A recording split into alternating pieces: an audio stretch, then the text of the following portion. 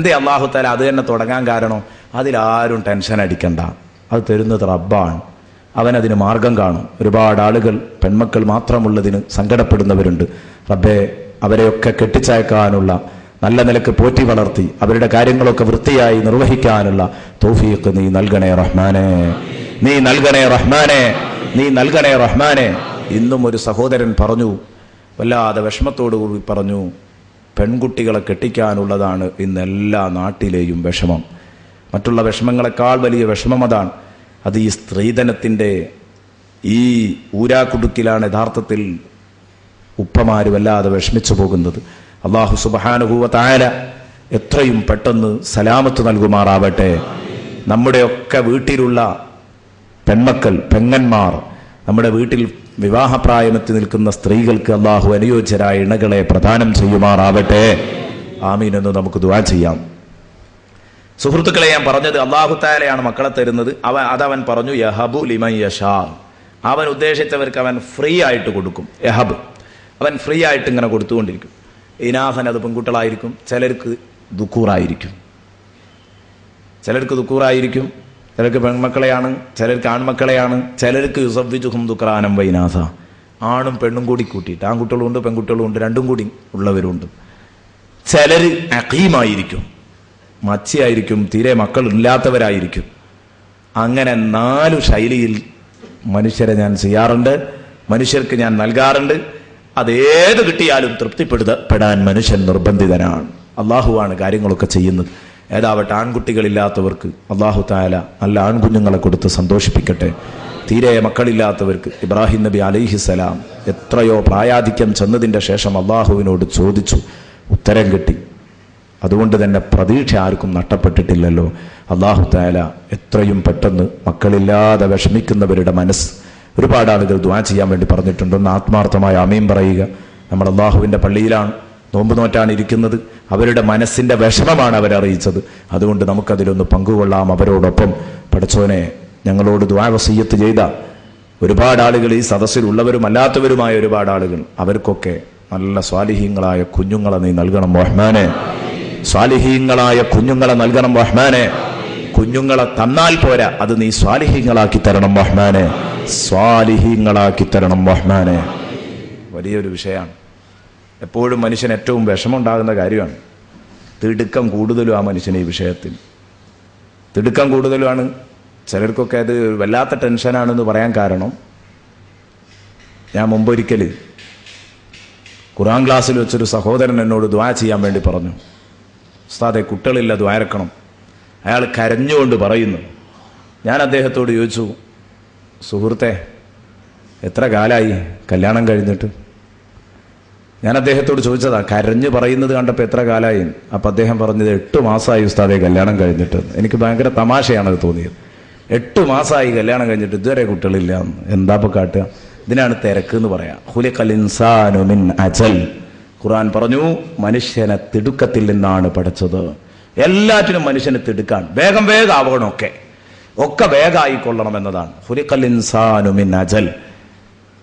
അജ്ലത്ത്, തിടുക്കം, അത് മനുഷ്യന്റെ കൂടപ്പിറപ്പാണ്. അപ്പം ഏതാവട്ടത് ഒരു തമാശ പറഞ്ഞു എന്ന് മാത്രം. നമ്മുടെ വിഷയം അള്ളാഹുവാണ് നമുക്ക് മക്കളെ തരുന്നത് എന്ന് നമുക്ക് ഉറപ്പാണ്. അപ്പൊ അള്ളാഹു ചോദിക്കുന്നത്, നിങ്ങൾ സ്കലിപ്പിക്കുന്ന ബീജം അതിനെ കുഞ്ഞായി സൃഷ്ടിക്കുന്നത് നിങ്ങളാണോ അതോ നമ്മളാണോ? അൻതും തഖ്ലുഖൂനഹു അം നഹ്നുൽ ഖാലിഖൂൻ നഹ്നു ഖദ്ദർനാ ബൈനകുമുൽ മൗത വമാ നഹ്നു ബിമസ്ബൂഖീൻ. നഹ്നു ഖദ്ദർനാ ബൈനകുമുൽ മൗത്.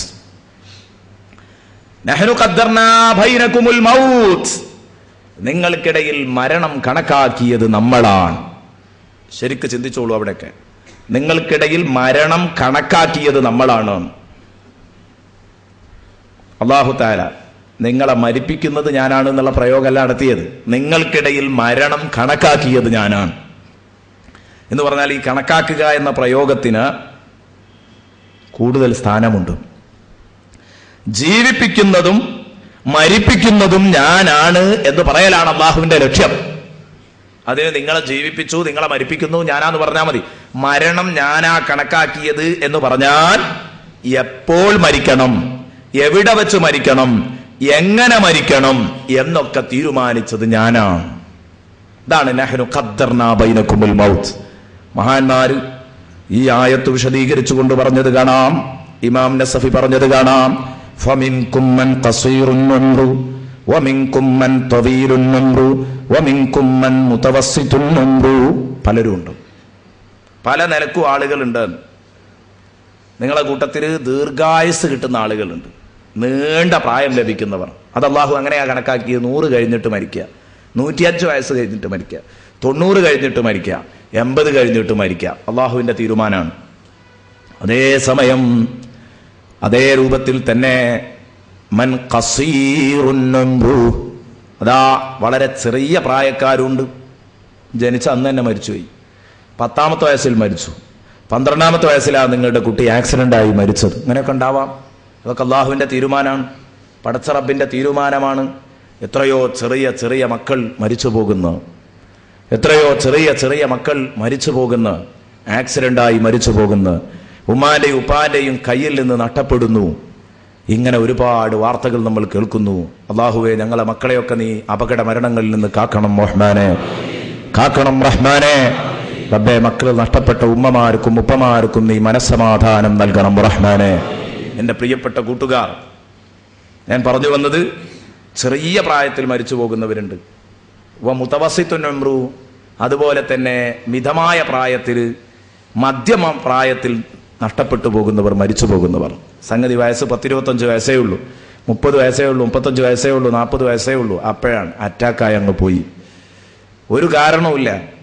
അയാളുടെ വണ്ടി മറ്റൊരു വണ്ടിക്ക് ആക്സിഡന്റായി മരിച്ചുപോയി.